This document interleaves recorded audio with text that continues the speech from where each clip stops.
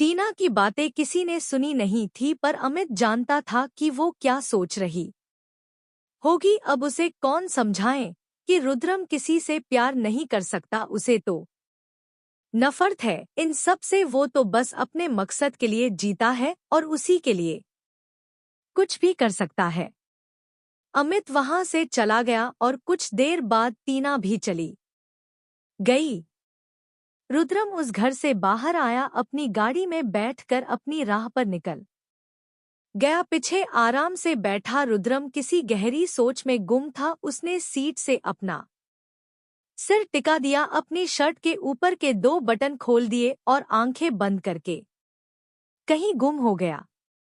उसके दिमाग में वो सब घूमने लगा जब शिवाक्षी उसके सामने जमीन पर बैठकर बुरी तरह से रो रही थी और अपने माता पिता के बारे में बता रही थी। रुद्रम को वो सब बिल्कुल अच्छा नहीं लग रहा था। वो लड़की इस तरह क्यों रो रही थी, उसको इतनी तकलीफ क्यों है, उसकी जिंदगी में इतना दुख क्यों है, यही सब सोच सोच कर उसका दिमाग खराब हो रहा था। उसने फोन निकाला, किसी को कॉल किया और कहा, पाटिल शिवाक्षी अग्निहोत्री के माँ बाप की सारी इन्फॉर्मेशन मुझे चाहिए, एक एक छोटी से छोटी बात समझल। पाटिल हो भाऊ। कॉल कट करने के बाद रुद्रम वापस अपने ख्यालों में गुम हो गया। कुछ देर बाद उसकी गाड़ी सौगात आश्रम के बाहर आकर रुकी। रुद्र ने विंडो का कांच खोला और आश्रम को घूरने लगा। उसके दिल में अजीब सी बेचैनी हो रही थी। उसने अपने सीने पर हाथ रखा और जुनून से बोला, क्यों याद कर रही हो मुझे? क्यों इस परेशान इंसान को और परेशान कर रही हो? मुझे कुछ वक्त दे दो, तब तक बस मेरे आस पास रहो, कहीं गुम मत हो जाना, क्योंकि उसके बाद मैं तुम्हें कहीं बहुत दूर ले जा। रस भरी बस कुछ वक्त और। आश्रम के अंदर गार्डन में बैठी शिवाक्षी को अचानक हिचकी चलने लगी। उसने अपने सीने पर हाथ रखा और बोली, मुझे पता है आप मेरा नाम ले रहे होंगे, मुझे याद कर रहे होंगे, पर मत करो, मुझे याद मत लो मेरा नाम। आप जैसे लोगों के मैं आसपास रहना भी पसंद नहीं करती। बस मेरी मजबूरी है कि आपके साथ काम करना पड़ता है। जिस दिन मुझे मेरी डिग्री मिल जाएगी ना, उस दिन आपकी नजरों से ऐसी गायब हो जाऊंगी ना कि आप पागलों की तरह ढूंढते रह जाओगे, पर शिवाक्षी हाथ नहीं आएगी। रुद्रम साहब। रुद्रम ने अपने सीने को दबाया और शिद्दत से बोला, आना तो तुम्हें मेरे पास ही है। आराम से आओगी, वो तुम्हारी मर्जी होगी, वरना छिनकर जबरदस्ती लाने में मुझे कोई दिक्कत नहीं। वो तो मेरे लिए सबसे आसान काम होगा। तुम्हारे मामले में ये रुद्रम बहुत स्वार्थी है, तो सोच लेना मुझसे पंगा महंगा ना पड़ जाए, कहीं खुद को बुरी तरह से खो ना दो तुम। रुद्रम भयानक तरीके से मुस्कुराया और विंडो का कांच बंद कर दिया। उसकी गाड़ी वहां से चली गई। शिवाक्षी ने अपने आंसू पोंछे और बोली, आपके बारे में पता तो लगाना होगा कि क्या है आप, क्या करते हैं आप। मैंने आज तक ऐसा नेता नहीं देखा जैसे आप हैं। कुछ तो अलग है आपके अंदर, कुछ तो बड़ा राज दफन है जिसे मैं बाहर लेकर आऊंगी।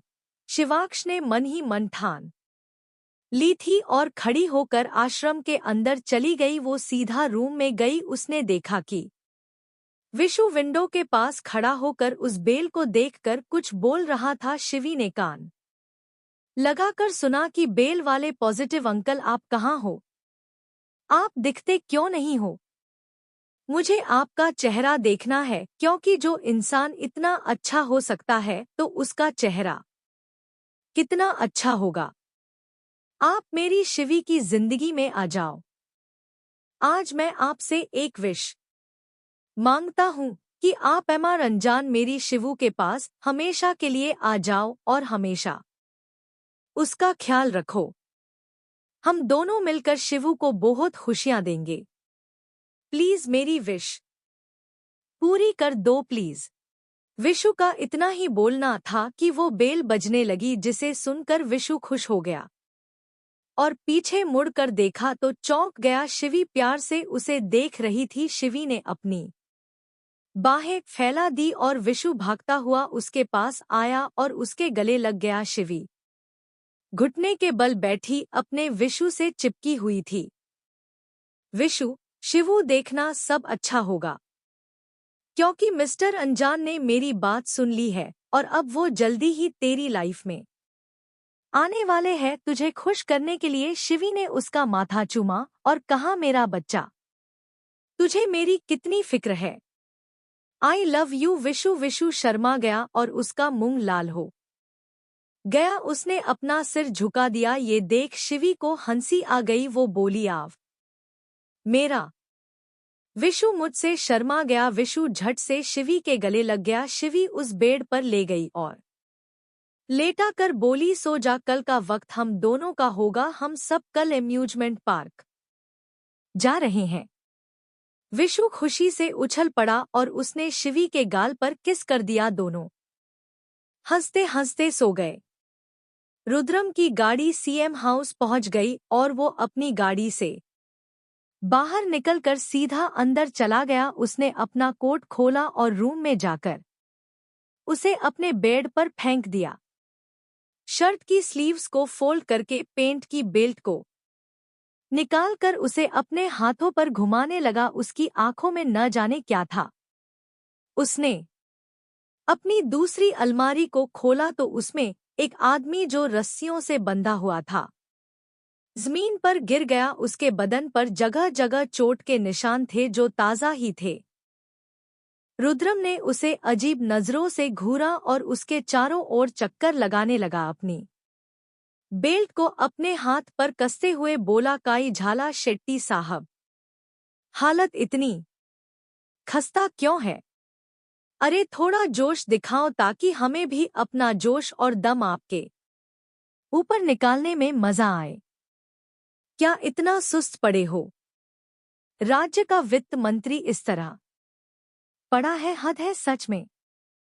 चलो कोई बात नहीं, आपके हिस्से का जोश भी हम ही निकाल देते हैं आपके ऊपर। वो बड़े कायदे से जमीन पर पड़े आदमी की आंखों से पानी बहने लगा। वो कुछ बोलने की हालत में नहीं था, बस सब कुछ सहन कर रहा था।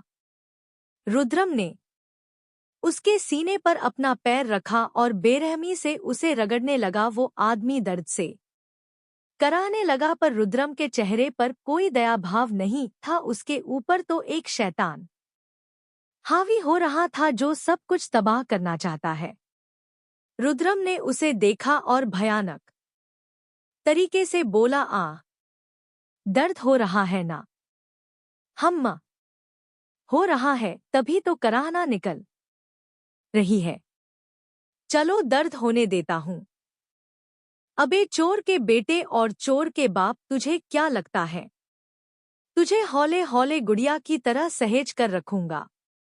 हट, बिल्कुल भी नहीं। तुझे तो इतना दर्द देना है, इतनी तकलीफ देनी है कि ऊपर जाकर तू उस बेरहम से कहेगा कि नीचे भी एक बेरहम है। इतना कहकर रुद्रम ने जोर से उस आदमी के सीने पर अपना बेल से मारा। एक भयानक और दर्द भरी चीख पूरे कमरे में गूंज पड़ी। कोई उसे सुनता तो उसकी रूह कांप उठती। उसकी चीखें बढ़ती रही और रुद्रम की बेरहमी भी। कुछ देर बाद रुद्रम के चेहरे पर पसीना ही पसीना था जो बहकर उसके गले से होता हुआ उसके शर्ट को भीगा रहा था। रुद्रम ने अपने हाथ से अपना पसीना पोंछा और उस आदमी को लात मारकर कर खिड़की के पास चला गया। बेल्ट को वही जमीन पर फेंक दिया। रुद्रम के चेहरे पर गुस्सा और नफरत साफ साफ दिख रही थी।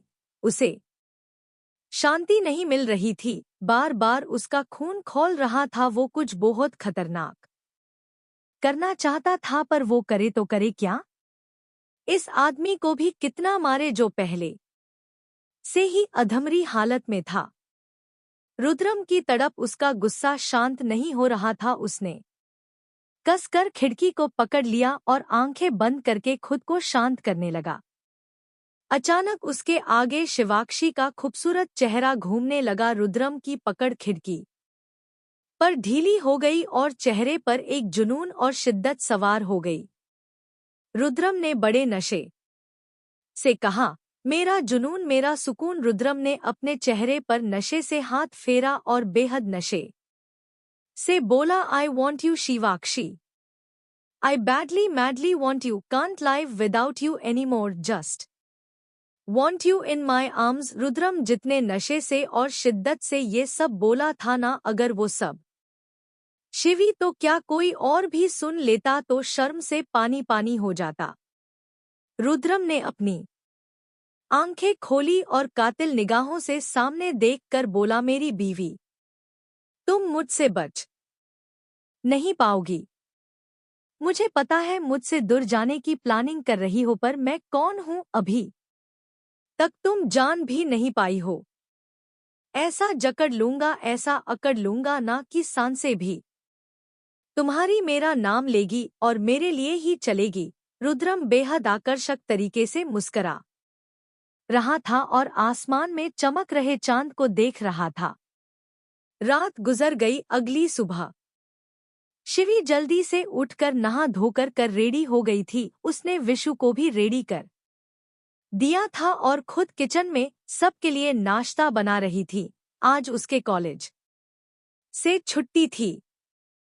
वो सबको लेकर पार्क जाने वाली थी, पर उसे क्या पता था कि आज वहां क्या क्या होने वाला था।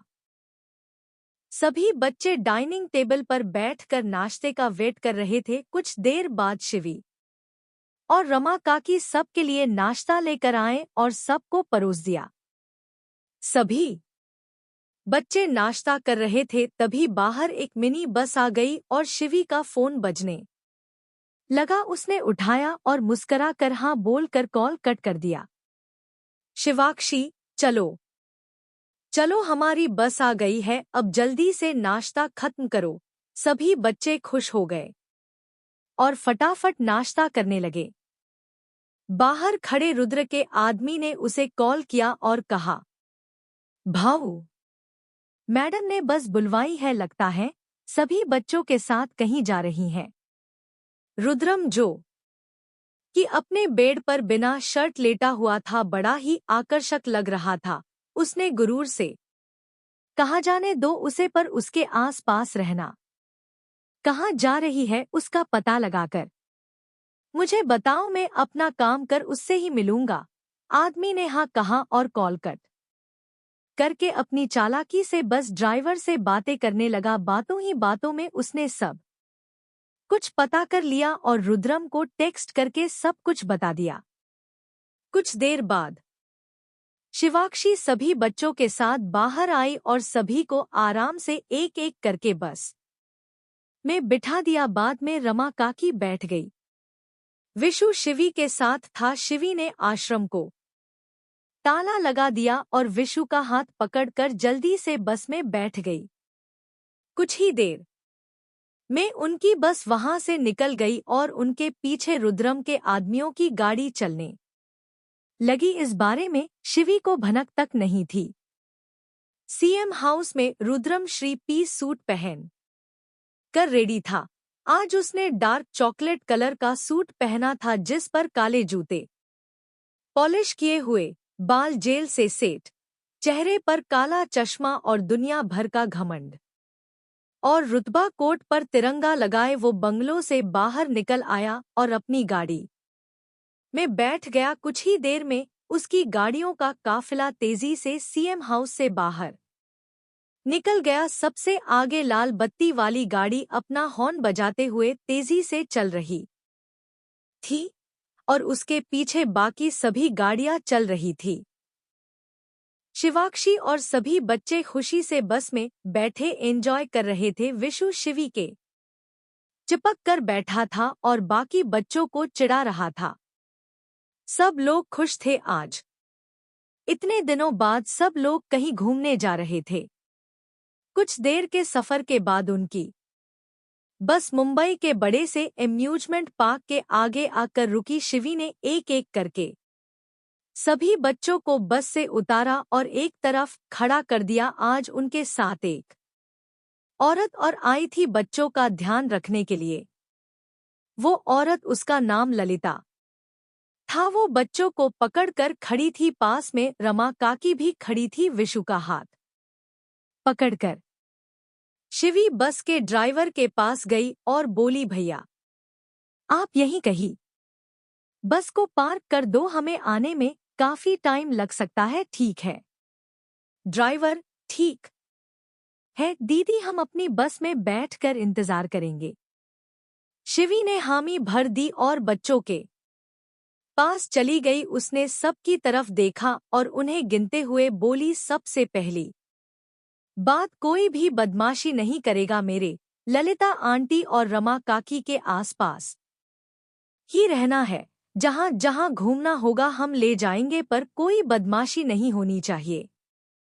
अब हम चलते हैं। ओके बच्चों। सभी बच्चे खुशी से चीखने लगे। कुछ देर बाद शिवी सभी बच्चों को लेकर अंदर चली गई। काउंटर पर जाकर सबके लिए टिकट ली और अंदर चले गए। उसके जाते ही कोई आदमी काउंटर पर आया। उसने भी एक टिकट ली और उनके पीछे पीछे अंदर चला गया। CM office. रुद्रम अपने उसी रौब से अपने ऑफिस में अपनी सीएम चेयर पर बैठा था और पेन को अपने दो उंगलियों से पकड़कर घुमा रहा था। तभी केबिन का गेट खुला और उसमें से एक आदमी पाटिल के साथ अंदर आया, जिसकी उम्र यही कोई 50 साल की होगी।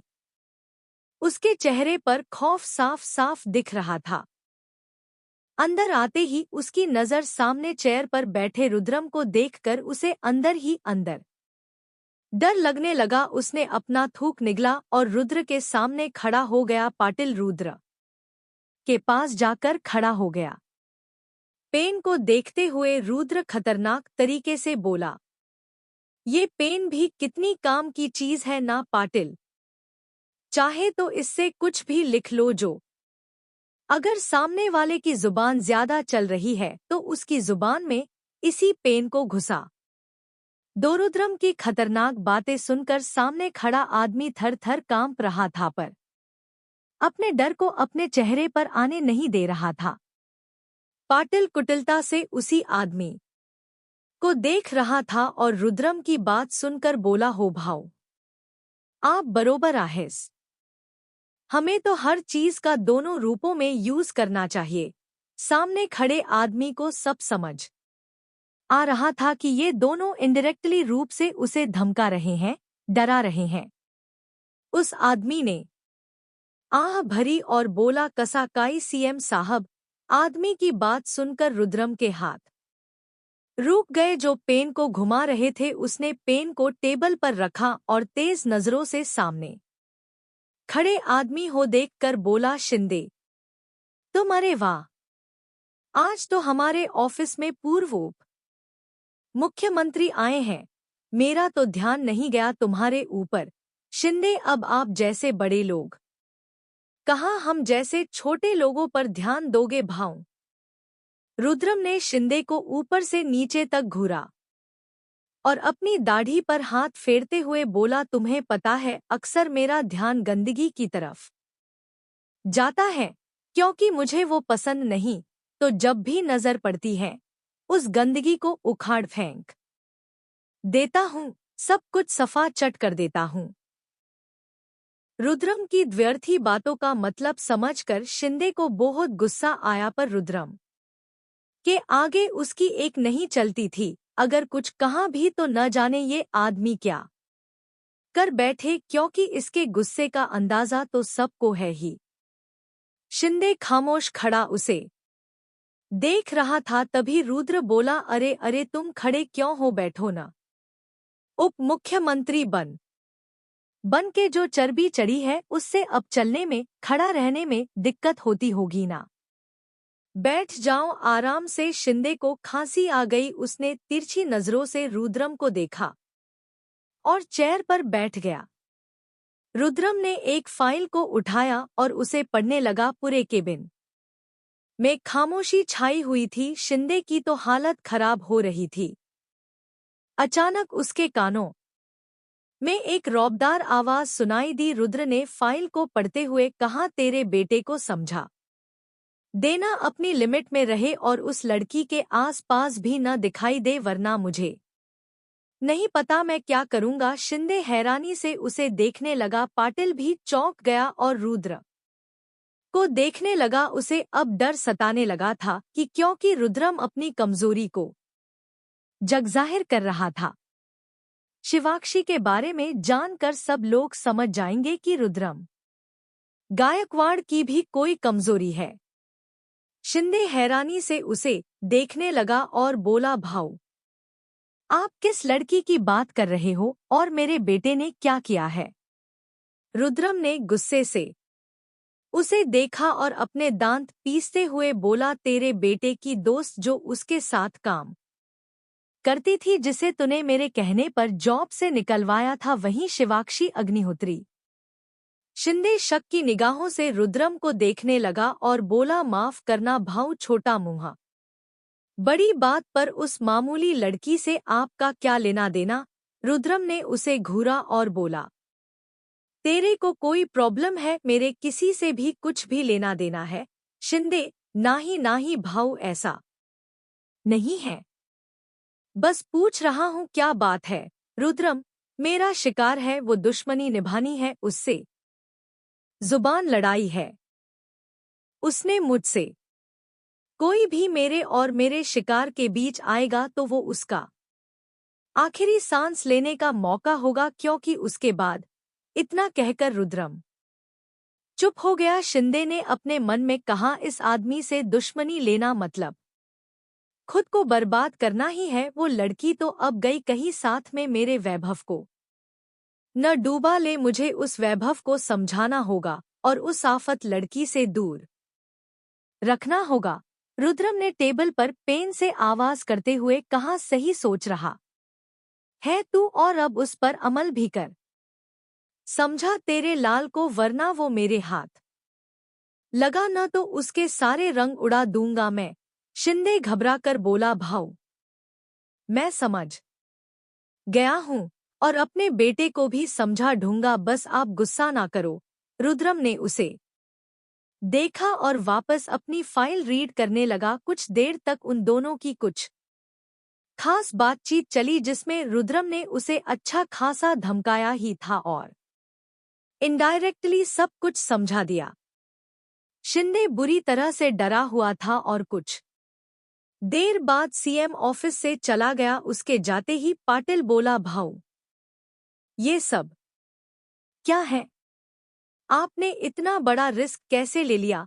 रुद्रम, कोई रिस्क नहीं है, वो मेरी है, उससे सबको दूर तो करना होगा ना। अरे कांच की गुड़िया है, एकदम अनछुई सी, जिसे पहली बार मैं ही छूऊंगा। किसी की औकात नहीं उसके आस पास भी मंडराने की। तो ये वैभव क्या चीज है? पाटिल, भाऊ, किसी को आपकी कमजोरी पता नहीं चलनी चाहिए, और आपने सामने से उस कुत्ते को बता दिया कि शिवाक्षी। रुद्रम ने उसे गुस्से से घूरा और बोलाए, शिवाक्षी नहीं, शिवाक्षी वहिनी। पाटिल के होश उड़ गए। उसने रुद्रम को चौंकते हुए देखा और कहा, भाऊ, आप क्या बोल रहे हो? वहिनी? पर कैसे? आप दोनों की शादी कहाँ हुई है जो भाऊ आप मुझसे कुछ छुपा रहे हो क्या? रुद्रम ने अपने टेबल की ड्रॉअर से सिगरेट निकाली और उसे अपने होठों पर रख दिया। लाइटर से उसे जलाते हुए बोला, अभी नहीं हुई तो क्या हुआ, एक ना एक दिन तो हो ही जाएगी शादी, वो भी मेरी रसभरी से। पाटिल, भाऊ, आपको क्या हो गया है? ये आप नहीं हो जिसे हम सब जानते हैं, जिसे शेखर साहब ने मेहनत से खड़ा किया था। ये तो कोई और ही है जो न जाने कहाँ खो जाते हैं। रुद्रम सिगरेट के कश लेने लगा और धुआं छोड़ते हुए जुनून से बोला, नहीं पता मुझे क्या हुआ है और क्या हो रहा है, पर इतना जान ले, कोई भी हम दोनों के बीच नहीं आ सकता कोई भी नहीं। मैं जो हूँ वो दुनिया के लिए एक रहस्य है, पर तब तक ही जब तक मेरा मकसद पूरा नहीं हो जाता, क्योंकि उसके बाद मैं खुद रसभरी को बता दूंगा कि मेरी असली पहचान क्या है और असल में मैं कितना ज्यादा खतरनाक हूँ। पाटिल भाऊ, पता करिए कि आपको क्या हुआ है, क्यों आप एक अनजान लड़की के लिए इतने बेताब हुए जा रहे हैं, क्यों आप उसके लिए किसी भी हद तक जाने को तैयार हैं। पता करिए भाऊ, मुझे तो पता चल गया है कि ऐसा क्यों है, पर अब आपकी बारी है कि आप अपने अंदर चल रहे तूफान को शांत करो और समझ जाओ कि उस लड़की से आपका क्या नाता है, क्यों नाता है। मैं आपको यूं घुटता हुआ नहीं देख सकता। मैं चाहता हूं कि आप अपनी फीलिंग्स को पहचान लो और अब आगे बढ़ जाओ।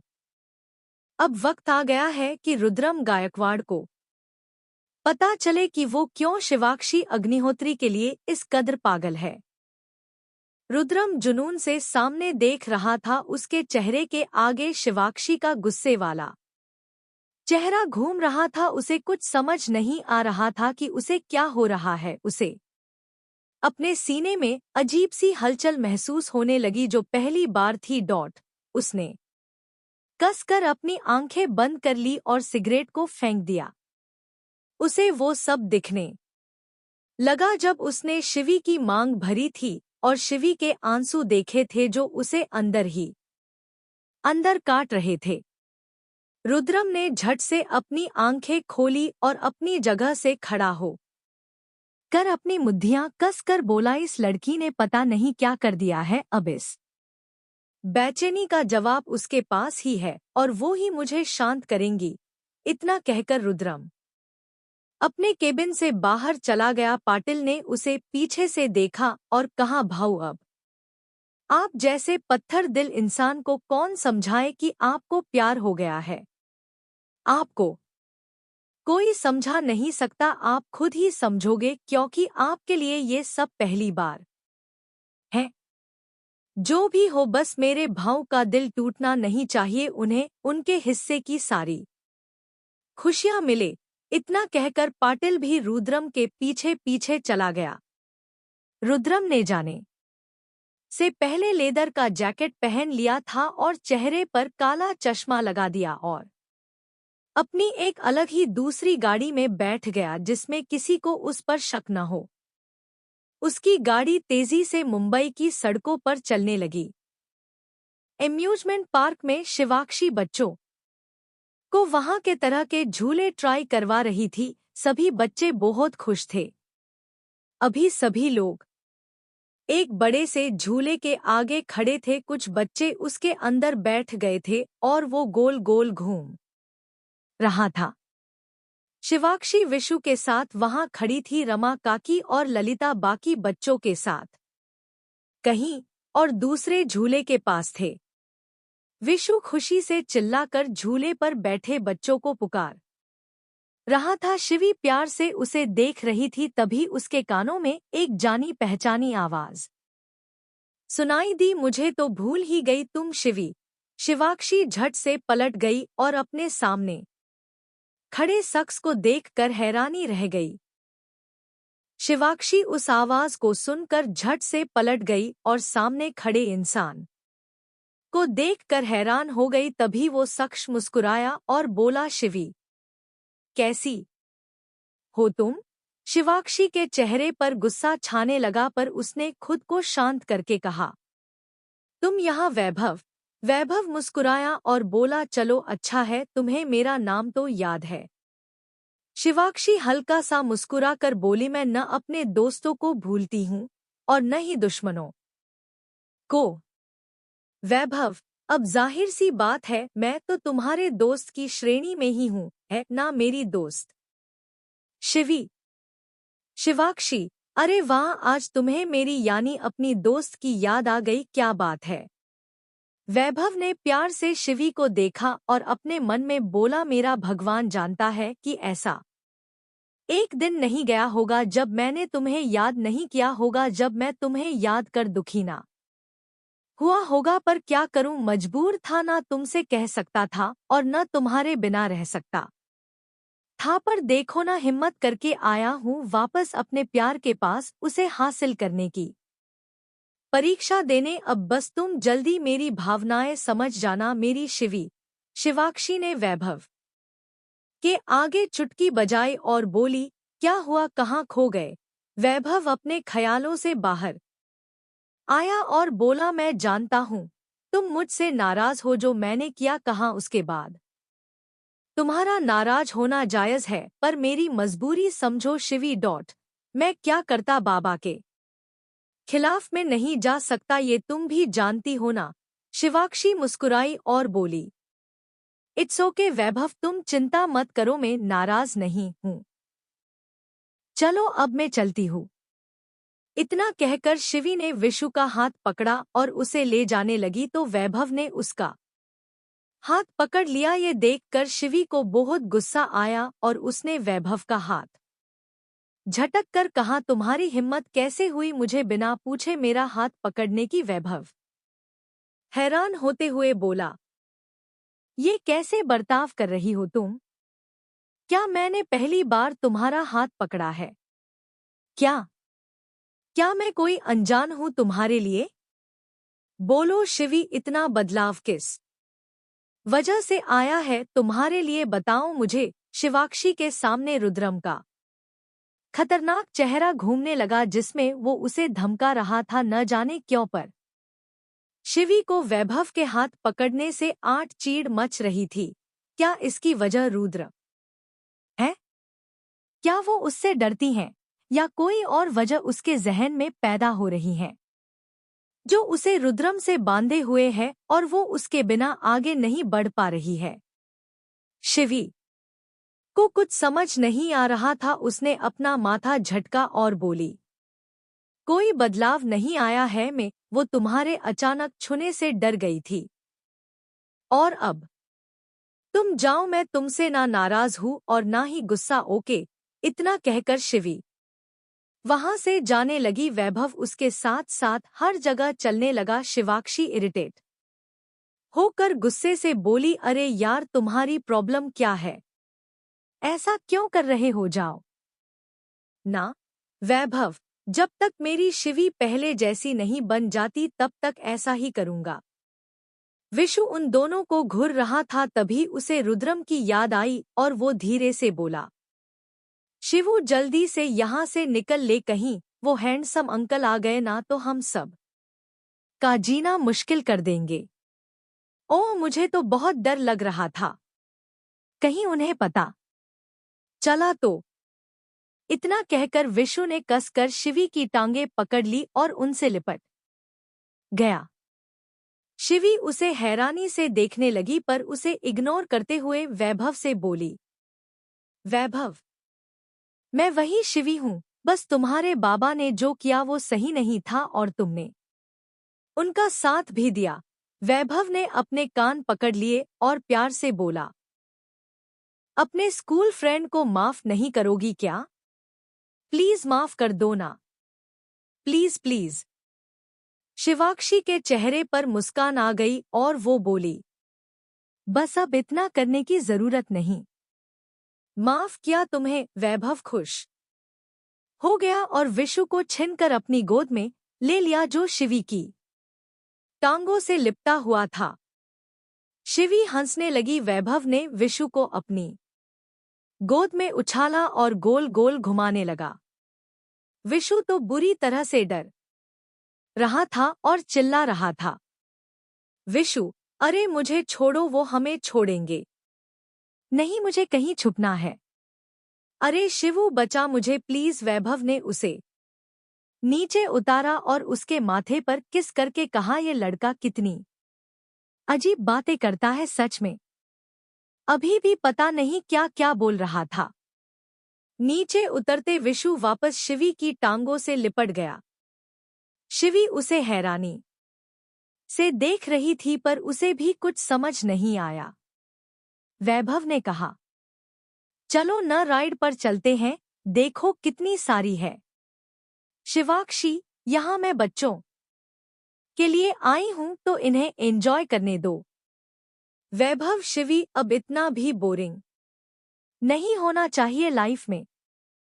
चलो मेरे साथ। शिवी और वैभव आपस में बातें कर रहे थे। उन्हें क्या पता था कि कोई बेहद गुस्से से उन्हें ही देख रहा था। उसकी आंखें अंगारे बरसा रही थी जो आज इन दोनों पर गिरने वाले थे। वैभव ने शिवी के नाक पर टैप किया। ये नजारा देखकर तो दूर खड़ा आदमी गुस्से में पागल हो गया। उसकी मुट्ठियां आपस में बुरी तरह से कस गई। उसने अपनी लाल और डरावनी आंखों से वैभव को और उसके हाथ को देखा जिससे उसने शिवाक्षी को छुआ था। वैभव बोला, चलो अब चलते हैं। शिवी ने विशु का हाथ पकड़ा और उसे खुद से दूर करने लगी, पर उसने कस कर उसे पकड़ा हुआ था और बोला, शिवू, हंडसम अंकल को पता चल गया ना तो हम दोनों आज तो गए। जल्दी चल, कहीं छुप जाते हैं। वैभव को कुछ सुनाई नहीं दिया था, इसलिए शिवी ने उससे विशु के लिए एक ग्लास जूस लाने को कह दिया। वैभव के जाते ही शिवी नीचे अपने घुटनों पर बैठकर बोली, ए पागल, तू आज इतनी खुशी के दिन पर भी उन्हें याद क्यों कर रहा है? और उनसे इतना डरने की क्या जरूरत है? हमने कौन सा पाप किया है? बस घूमने ही तो आए हैं। विशु, अरे भोली, तू इस वैभव से दूर रह। तुझे पता है ना, उन्हें पसंद नहीं है कि तेरे आसपास कोई भी रहे उनके अलावा, और यहाँ तू उस वैभव के साथ घूम रही है। चल कहीं छुप जाते हैं हम दोनों। शिवाक्षी, अजीब लड़का है तू। अरे सीएम साहब यहाँ है ही नहीं तो डर किस बात का, तू ही बता। शिवाक्षी ने इतना ही कहा था कि कोई खतरनाक तरीके से उसके पीछे खड़ा होकर बोला, किसने कहा मैं यहाँ नहीं हूँ? रस भरी जहाँ तुम हो वहाँ ये रुद्रम अपने आप चला आएगा। उस रौबदार और गुस्से से भरी आवाज को सुनकर शिवाक्षी थर थर कांप उठी। विशु ने डर के मारे शिवी के पीछे नजरें उठाकर देखा तो उसकी आंखें चौड़ी हो गई और वो डरकर उसने शिवी की बाजू को पकड़ लिया। शिवी ने अपना थूक निगला और डरते हुए विशु की तरफ देखा तो उसने आंखों से इशारा करते हुए कहा कि हम तो गए। शिवी और विशु के पसीने छूटने लगे। तभी पीछे खड़ा आदमी फिर अपनी तेज तर्रार आवाज में बोला, जरा मेरे सामने देखना, अभी तुम्हें बताया जाएगा कि सीएम साहब यही है जहां तुम उनकी पीठ पीछे क्या क्या कर रही हो, किसके साथ घूम रही हो। शिवाक्षी ने कस कर विशु के कंधे पकड़ लिए। उसने गहरी सांस ली। पीछे खड़े आदमी ने अपनी आग भरी निगाहों से विशु को देखा तो उसने अपनी नजरें झुका ली और मासूमियत से बोला, सच्ची आई शपथ, मैंने इससे कहा था कि यहाँ से चल, पर ये नहीं मानी। बोली कि आप तो यहाँ हो ही नहीं। हंडसम अंकल, मेरी कोई गलती नहीं। विशु की बात सुनकर शिवी ने उसकी तरफ आंख निकाली तो पीछे खड़ा आदमी गुस्से से बोला, उसे क्या आंख दिखा रही हो? हिम्मत है तो मेरे सामने देखो, डराओ मुझे अपनी बड़ी बड़ी आंखों से।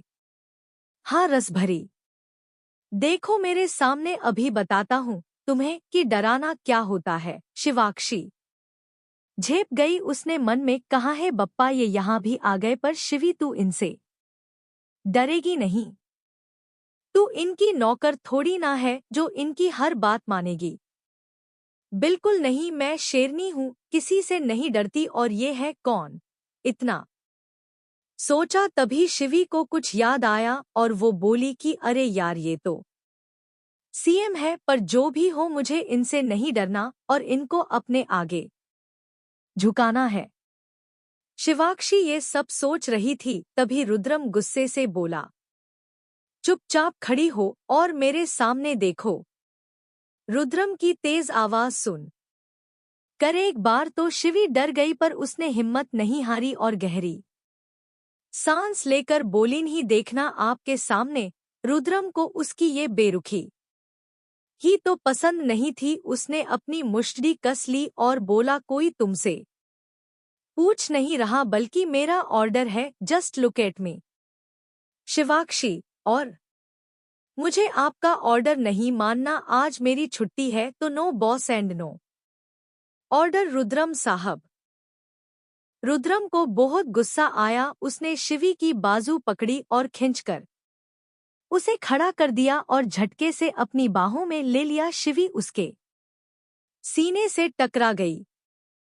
शिवी दंग रह गई। तभी उसकी नजर उसके बेहद करीब खड़े आदमी पर गई, जिसने काला चश्मा पहना हुआ था और मुंह पर मास्क पहने हुए उसे गुस्से से देख रहा था। सच में क्या बवाल है, ये आदमी काले चश्मे और काले मास्क में गजब का हैंडसम लग रहा था। उससे आती खुशबू आज शिवाक्षी के अंदर तक जा रही थी। चश्मे से भी रुद्रम की काली गहरी और खूबसूरत आंखें दिखाई दे रही थी, जो सिर्फ शिवाक्षी को ही देख रही थी। शिवाक्षी उसमें खो सी गई थी। रुद्रम था तो बहुत गुस्से में, पर शिवाक्षी की करीबी और उसके एहसास में वो डूब सा गया था। उसकी नज़र शिवाक्षी के हसीन और खूबसूरत चेहरे पर थम गई थी। हवा में उड़ते उसके बाल जो उसके चेहरे पर आ रहे थे, और होठों पर लिप बाम लगे होने की वजह से कुछ बाल शिवी के होठों पर चिपक रहे थे। ये देखकर तो रुद्रम का रोम रोम खड़ा हो गया। उसे अजीब अजीब से एहसास होने लगे, जो उसके लिए पहली बार थे। उसके बदन में एक अलग ही उमंग पैदा हो रही थी, जिसे वो पहली बार महसूस कर रहा था। पर उसे ये सब अच्छा लग रहा था, या यूं कहे वो इनमें डूबता जा रहा था। उसके हाथ धीरे धीरे शिवी की कमर पर चलने लगे, और उसने जोर से शिवी की कमर को दबा दिया, जिससे शिवी की चीख निकल पड़ी। इसे सुनकर रुद्रम के चेहरे पर कातिल मुस्कान आ गई, पर मास्क लगा होने की वजह से किसी को दिखी नहीं। रुद्रम ने अपने हाथ उसकी कमर पर घुमाए और उसे अपने हाथों के घेरे में जकड़ लिया। शिवी ने अपनी आंखें बंद कर ली। रुद्रा ने उसे अपने बेहद करीब कर लिया था और उसके कान के पास जाकर बेहद आकर्षक तरीके से बोला, सूरज सी तेज तेरी रोशनी है, चांद सी रोशन तेरी चमक है। ना जाने कैसे पर तू मिल गई एक ऐसे इंसान को, जिसे अब तेरी ही आदत है, और सुन, सिर्फ तेरी ही तलब है। तू चाह कर भी मुझसे दूर नहीं जा सकती, क्योंकि इसकी इजाजत ये इंसान तुझे मरते दम तक नहीं देगा। रुद्रम की बेहद आकर्षक और गहरी बात सुनकर शिवाक्षी सिहर उठी। उसने अपनी आंखें खोली और हैरानी से रुद्रम के चेहरे को देखकर बोली, और वो इंसान मेरे सामने खड़ा है, एक चट्टान की तरह, जो मुझे कहीं जाने देगा। वो इंसान इस राज्य का सीएम साहब है ना रुद्रम साहब? रुद्रम ने अपनी जुनूनी नजरों से शिवाक्षी के हसीन चेहरे को देखा और घमंड से बोला, कोई शक? शिवाक्षी ने ना मैं अपना सिर हिला दिया और खामोश सी उसे देखने लगी। विशु तो आज शिवू के बर्ताव को देखकर हैरान था। ये शिवी को क्या हो गया था? वो यूं रुद्रम से बात कैसे कर रही थी? विशु कभी रुद्रम को देखता तो कभी शिवाक्षी को देखता। वो खड़ा हुआ और उन दोनों के पास चला आया। विशु खड़ा होकर शिवी और रुद्रम के पास आया और उन शिवी के पैरों से लिपट गया। शिवी होश में आई। उसने रुद्रम से अपनी नजरें हटा दी और विशु को देखने लगी, जो उससे लिपटा हुआ था। रुद्र अभी भी शिवाक्षी के चेहरे को देख रहा था। शिवाक्षी हिलने की कोशिश करने लगी, पर रुद्रम ने उसे बहुत कस कर पकड़ा हुआ था। अंत में परेशान होकर वो बोली, छोड़िए, ये सब हरकतें क्या कर रहे हैं आप? ये पब्लिक प्लेस है, अच्छा नहीं लगता यहाँ ये सब।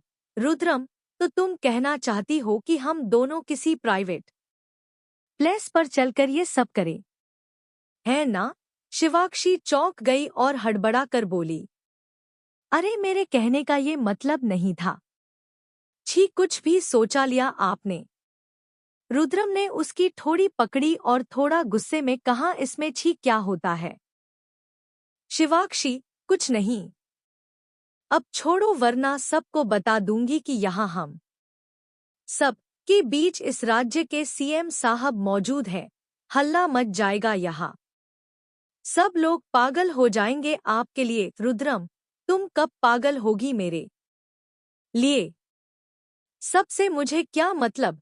रुद्रम की बात सुनकर शिवाक्षी ने अपनी नजरें चुरा ली। रुद्र अपने मास्क में मुस्कुराया और बोला, मुझे इशारों के मतलब समझ नहीं आते तो जो अभी अभी तुमने किया उसका क्या मतलब होता है? रसभरी शिवाक्षी, उसका मतलब होता है कि मुझे छोड़िए शिवी के। इतना कहते ही रुद्रम ने उसे छोड़ दिया और अपने हाथ उससे दूर करके बोला, लो छोड़ दिया। शिवाक्षी को अजीब सा दर्द हुआ। उसे गुस्सा आने लगा कि रुद्रम ने उसे यूं छोड़ क्यों दिया था। शिवाक्षी ने गुस्से से उसे देखा और मुंह फेर लिया। तभी रुद्रम ने उसका हाथ पकड़कर वापस उसे अपनी बाहों में जकड़ लिया और जुनून से बोला, रसभरी, सिर्फ अभी के लिए छोड़ा है, बाकी तुम्हें तो जिंदगी भर पकड़ कर ही रखूंगा। जाओगी कहाँ मुझसे छूटकर? रुद्रम की इस बात से शिवाक्षी को शर्म आ रही थी। उसके तन बदन में सिरहन होने लगी थी, पर अपनी भावनाओं को उसने अपने चेहरे पर जाहिर नहीं होने दिया। रुद्रम ने उसे छोड़ा और अपने हाथ में हाथ डालकर खड़ा हो गया। शिवाक्षी नीचे झुकी और विशु को पकड़कर खुद से दूर करते हुए बोली, बस अब हो गया है, इतना डरने की जरूरत नहीं है इनसे। विशु खड़ा हो गया चुपचाप। शिवी का हाथ पकड़ लिया। रुद्र आसपास अपनी पैनी नजरों से देख रहा था। तभी सामने से वैभव चलकर उनकी तरफ आ रहा था, जिसे देखकर रुद्रम की भौहें तन गई। वैभव को आता देख शिवाक्षी भी डरने लगी थी, क्योंकि अब उसके साथ रुद्रम जो था। वैभव उनके पास आया और रुद्रम को देखने लगा, पर ज्यादा ध्यान न देकर उसने शिवाक्षी से कहा, लो तुम दोनों के लिए ये ऑरेंज जूस लाया हूँ। सच में बहुत भीड़ थी वहां पर। विशु की तो हालत खराब हो रही थी। वो छुप छुप कर रुद्रम के गुस्से वाले चेहरे को ही देख रहा था। उसे ही पता था कि रुद्रम किस हद तक शिवाक्षी के लिए पागल है और किसी और आदमी को उसके आसपास बर्दाश्त नहीं कर सकता है। रुद्रम की मुट्ठी कसती जा रही थी। शिवाक्षी चुपचाप खड़ी वैभव को देख रही थी। तभी वैभव ने कहा, अरे ओ मैडम, कहाँ खो गई? इतना भी हैंडसम नहीं मैं। वैभव का इतना ही कहना था कि रुद्रम ने पास में पड़े पानी के बोतल को अपने पैरों से बुरी तरह से कुचल दिया। उसकी आवाज जब इन तीनों के कान में पड़ी तो सबने उस तरफ देखा। वैभव हैरानी से उसे देखने लगा और बोला, जी आप कौन हैं? मैं कब से आपको देख रहा हूँ, आप यहाँ खड़े हो। रुद्रम ने अपनी आग भरी निगाहों से शिवाक्षी को देखा तो शिवाक्षी हकलाते हुए बोली, वैभव तुम जाओ अब प्लीज, हम भी अब आश्रम जा रहे हैं। वैभव, मैं क्यों जाऊं? मैं तो तुम्हारे साथ यहाँ घूमना चाहता हूँ। शिवाक्षी की आंखें चौड़ी हो गई। उसने कसकर अपने कुर्ते को पकड़ लिया। विशु कांपता हुआ रुद्रम की तरफ देखने लगा, जिसने अपनी लाल आंखों को बंद किया और अपनी खतरनाक आवाज में बोला, शिवाक्षी सिर्फ मेरे साथ घूमेगी, सिर्फ मेरे साथ रहेगी। वैभव ने हैरानी से रुद्रम की तरफ देखा, जो अब अपनी आंखें खोलकर नफरत से उसे देख रहा था। उसकी आंखों से एक बार के लिए तो वैभव भी डर गया। चश्मे से भी उसकी आंखें काफी डरावनी लग रही थी। विशु ने शिवी की टांगों में खुद को छुपा लिया। वैभव ने हैरानी से शिवाक्षी की तरफ देखा और बोला, ये सब क्या है? और ये है कौन जो ऐसा बोल रहा है? शिवाक्षी बोल रहा है, नहीं बोल रहे हैं ऐसा कहो। वैभव क्यों ये कोई सीएम है जो इन्हें इतनी रिस्पेक्ट दी जाए? शिवाक्षी कुछ बोलने को हुई। तभी रुद्रम आगे आया और शिवाक्षी के ठीक आगे खड़ा होकर वैभव को गुस्से से देख कर बोला, चुपचाप यहाँ से चले जाओ वरना तुम्हारे लिए अच्छा नहीं होगा। वैभव, देखिए, वो मेरी दोस्त हैं। आप कौन होते हैं हम दोनों के बीच आने वाले? रुद्रम, बॉस हूँ मैं उसका। वो मेरी है, मेरे साथ काम करती है।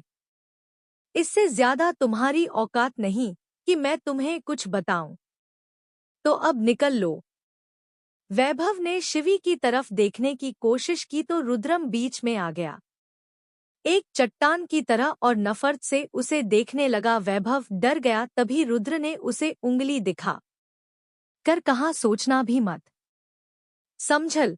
इतना कहकर रुद्रम पीछे मुड़ा। तभी उसकी नजर खूबसूरत लड़की पर पड़ी जो खामोशी से उसे ही देख रही थी। रुद्रम ने उसका हाथ पकड़ लिया, दूसरे हाथ से विशु की पकड़ लिया और दोनों को अपने साथ वहां से ले जाने लगा। शिवाक्षी और विशु चुप चाप उसके साथ उसका हाथ पकड़े हुए चल रहे थे। वैभव दंग खड़ा उन तीनों को देख रहा था। कुछ ही देर में वो लोग उसकी नजरों से ओझल हो गए। रुद्रम गुस्से में उन दोनों को सखींच कर कहीं दूर ले गया जहां कुछ गिने चुने ही लोग थे। रुद्रम वहां आया, उसने उन दोनों का हाथ छोड़ा और अपने पेंट की जेब में हाथ डालकर खड़ा सामने देखने लगा। उसके पीछे खड़ी शिवाक्षी हैरानी से उसे देख रही थी पर बोलने की हिम्मत नहीं थी। रुद्रम आग में जल रहा था, उसे वो सब याद आ रहा था जब वैभव शिवाक्षी के आसपास था, उसके पास आने की कोशिश कर रहा था। ये सब उसकी बर्दाश्त के बाहर था। वो खुद को शांत करने की कोशिश करने लगा। विशु काफी देर से खड़े खड़े थक गया था। उसने आसपास देखा तो सामने उसे एक बेंच दिखाई दी। वो भागता हुआ उसके पास गया और आराम से उस बेंच पर बैठ गया और बोला, मैं तो थक गया, अब जाकर आराम मिला। शिवाक्षी ने एक बार उसकी तरफ देखा, फिर वापस रुद्रम की पीठ को देखने लगी। काफी देर हो गई थी पर ये आदमी कुछ बोल ही नहीं रहा था। इसे हुआ क्या है? शिवाक्षी ने हिम्मत की और आगे बढ़ने लगी। उसने गहरी सांस ली और बोली, रुद्रम साहब। इतना सुनते ही रुद्रम ने झट से अपनी आंखें खोली और पलट गया। उसने शिवी को ऊपर से नीचे तक देखा और कहा, तुम खुद को समझती क्या हो? शिवाक्षी, क्या हुआ? मैंने क्या किया? रुद्रम उसकी तरफ बढ़ने लगा और शिवी पीछे हटने लगी। चलते हुए रुद्रम बोला, कहा था ना मेरे अलावा कोई और आदमी तुम्हारे आसपास भटकना नहीं चाहिए। तो वो क्या कर रहा था? शिवाक्षी मेरा दोस्त है, वो क्या हो गया अगर वो मेरे आसपास रहा तो? रुद्रम चुप, एकदम चुप। इतनी लंबी जुबान है तुम्हारी पर इंसान की परख नहीं है तुम्हें। शिवाक्षी है, सब है, तभी तो आपको पहचान रही हूं मैं। रुद्रम, मुझे पहचान पाना इतना आसान होता तो चाहिए ही क्या था? मुझे तुमसे कोई बहस नहीं करनी। बस आज के बाद वो लड़का तुम्हारे आसपास नजर आया ना तो उसके बाद से तुम मेरे घर में एक कैदी की तरह रहोगी, समझल? शिवाक्षी, नाही नाही नाही।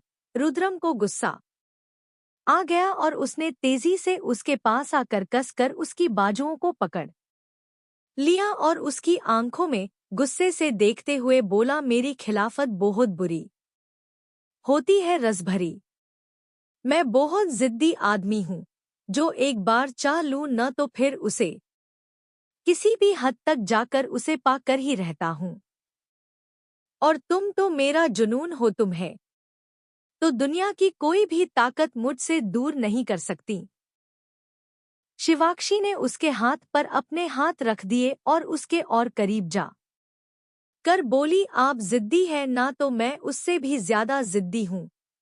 शिवाक्षी की करीबी से रुद्रम का दिल धक धक करने लगा था। उसे कुछ समझ नहीं आ रहा था कि ये उसके साथ क्या हो रहा था। शिवाक्षी को एहसास हुआ कि वो कुछ ज्यादा ही उसके करीब आ गई है। उसने झट से खुद को उससे दूर किया और सिर झुकाकर अपने आप को शांत करने लगी। रुद्रम कुछ बोलने लगा, तभी शिवी बोली, आपसे मेरा बस बॉस का रिश्ता है तो उसे ही निभाना है मुझे आपसे कोई मतलब नहीं। रुद्रम को उसकी बात पर बहुत गुस्सा आया और वो गुस्से से आगे बढ़ने लगा। तभी तेजी से हवा चलने लगी, शिवाक्षी के बाल हवा में उड़ने लगे। तभी रुद्रम की नजर शिवी के माथे पर गई। वो हैरान रह गया, हवा की वजह से उसके बाल उड़ रहे थे जिससे उसकी भरी हुई मांग साफ साफ दिख रही थी, जिसे देखकर रुद्रम के सीने में अजीब सी हलचल महसूस हुई। इसका मतलब शिवाक्षी रुद्रम के नाम का सिंदूर लगाती है, वो इस रिश्ते को ठुकराती नहीं है। अचानक रुद्रम के चेहरे पर बेहद खौफनाक पर उतनी ही हसीन मुस्कान तैर गई। वो एक टक जुनून से शिवी की भरी हुई मांग को देख रहा था। उसके सामने उसकी बीवी खड़ी थी, उसके नाम का सिंदूर लगाकर। आज उसे पता चल ही गया कि शिवी ने इस अनचाहे रिश्ते को अपना लिया है, पर वो रुद्र के आगे उसे मानती नहीं है और न ही जताती है, क्योंकि लड़की है बड़ी जिद्दी। शिवाक्षी की नजर रुद्रम पर पड़ी, जो बेतहाशा जुनून से उसे ही देख रहा था। शिवाक्षी का दिल धक धक करने लगा। उसने अपनी नजरें चुरा ली और भागते हुए विशु के पास चली गई, जो बेंच पर बैठा था। वहां आकर उसने अपने बालों को ठीक किया और कहा, तू ठीक तो है ना विशु? हाँ, पर अभी मैं कुछ देर बैठूंगा, मेरे पैर दर्द कर रहे हैं। शिवाक्षी खामोशी खड़ी थी, उसे अजीब सा महसूस हो रहा था, पर पीछे मुड़कर उस आदमी को देखने की हिम्मत नहीं थी, जो बेहद आकर्षक तरीके से उसे ही देखे जा रहा है। शिवी ने अपने मन में कहा, है बप्पा, ये सब क्या हो रहा है? मुझे बहुत अजीब लग रहा है। क्यों मैं उनसे नजरें नहीं मिला पा रही हूँ? वो मुझे इस तरह से क्यों देखते हैं? क्योंकि उनकी आंखें बहुत कुछ कहती है, पर मुझे समझ नहीं आता मैं क्या करूं? प्लीज मेरी मदद करो बप्पा, सारे रास्ते खोल दो, सभी गुत्थियों को सुलझा दो। शिवी के पीछे उससे थोड़ी दूरी पर खड़ा रुद्रम उसे अपनी कातिल निगाहों से देख रहा था। अब जब उसे पता चल चुका है कि शिवी ने उसके नाम की मांग भरी है, तो अब तो वो पीछे कैसे हट सकता है? अब तो वो किसी भी कीमत पर उसे खुद से दूर नहीं जाने देगा। अब शिवाक्षी अग्निहोत्री को सीएम साहब से कौन बचाएगा? रुद्रम ने अपनी दाढ़ी पर हाथ फेरते हुए जोर से बोला, कितना भी छुपा लो, पर जो है वो एक दिन मेरे सामने आकर रहेगा और तब तुम कहीं नहीं जा सकोगी। रुद्रम की बात सुनकर शिवी ने अपने कुर्ते को कसकर पकड़ लिया। रुद्रम उसके पास आने लगा। वो शिवी के एकदम पीछे खड़ा हो गया और उसके लंबे बालों पर उसने अपना हाथ रख दिया और उसके माथे हाथ फेरते हुए बड़े जुनून से बोला, मैं हूं ना रसभरी। रुद्रम का शिवाक्षी के माथे पर हाथ फेरना शिवी को इतना सुकून दे रहा था कि उसकी आंखों में पानी भर आया। उसने अपनी आंखें बंद कर दी और उस हाथ को खुद पर महसूस करने लगी। रुद्रम हद से ज्यादा जुनून से पीछे से उसे देख रहा था। कुछ देर बाद उसने अपना हाथ हटा दिया और कहा, अब तुम सब यहाँ से सीधा आश्रम जाओगे। बहस मुझे सुननी नहीं है, चुपचाप जल्दी से निकलो। इतना कहकर रुद्रम एक तरफ खड़ा हो गया। उससे थोड़ी दूरी पर ही उसके सारी आदमी फैले हुए थे, जो अपनी पैनी नजर चारों तरफ लगाए हुए थे। शिवाक्षी ने छुपके से अपना आंसू पोंछे विशु खामोशी से शिवी को देख रहा था। उसे कुछ कुछ समझ आ रहा था। शिवी ने विशु का हाथ पकड़ा और कहा, चलो। विशु खड़ा हो गया। शिवी ने उसका हाथ पकड़ा और उसे लेकर मुड़ी, तो एक बार के लिए उसकी नजरें रुद्रम की जुनूनी नजरों से टकरा गई, पर उसने झट से अपनी निगाहें हटा दी और चलने लगी। रुद्रम ने उसकी आंखें पढ़ ली थी। शिवाक्षी विशु को लिए आगे चल रही थी और उससे कुछ दूरी बनाते हुए रुद्रम भी उसके पीछे पीछे चलने लगा। जहां वो जाती रुद्रम वहां वहां उसके पीछे जाता। शिवी का दिल आज बड़ी अजीब हलचल महसूस कर रहा था। उसका बार बार मन कर रहा था कि पीछे मुड़कर रुद्रम को देखे, पर देखने की हिम्मत नहीं थी। वो आगे बढ़ती रही और उसके पीछे सीएम साहब अपने जेब में हाथ डाले हुए उसके पीछे पीछे उसको देखते हुए चल रहे थे। कुछ देर बाद शिवाक्षी ललिता और रमा काकी के पास पहुंच गई और उन सब से आश्रम चलने के लिए कहा। सब लोग मान गए और ग्रुप बनाकर चलने लगे। रुद्रम अभी भी शिवाक्षी के पीछे चल रहा था। शिवी को लगा जैसे रुद्रम अब उसके आसपास नहीं है। उसे बेचैनी होने लगी, कुछ अच्छा नहीं लगने लगा। शिवाक्षी झट से पलट गई, तभी उसे अपने से थोड़ी सी दूरी पर ही रुद्रम दिखाई दिया जो उसकी तरफ बढ़ रहा था। उसे देखकर शिवाक्षी को सुकून मिला। वो आगे मुड़ गई और चलने लगी।